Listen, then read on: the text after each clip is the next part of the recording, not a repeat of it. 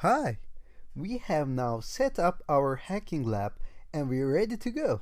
But there is one last thing that I wanted to talk to you about in terms of setup. Section 6 of this course is network pen testing. And for this section, we're going to need a piece of hardware that is called a USB Wi-Fi card.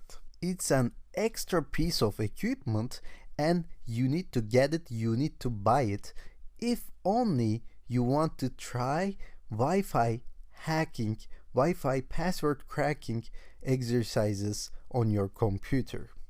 I will explain all these things in detail in lecture 29 and lecture 30.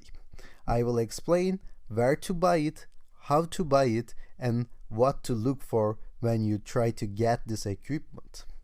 And if you don't want to buy it, that's fine too. I will explain every part of network pen testing on screen and you will understand it completely. But if you want to follow along and try doing it yourself, you need to buy a USB Wi-Fi card.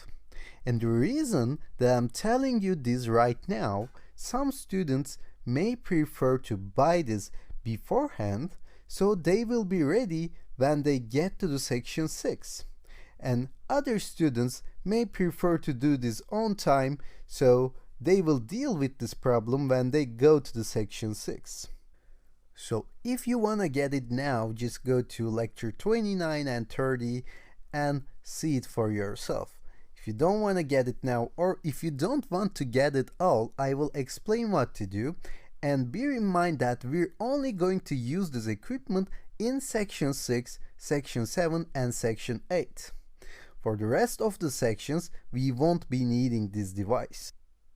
But some students may prefer to buy it anyway because they will be needing this equipment when they will be ethical hackers.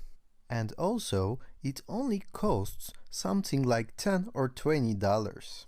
So if you're now ready, we will continue with section 3, Kali Linux 101.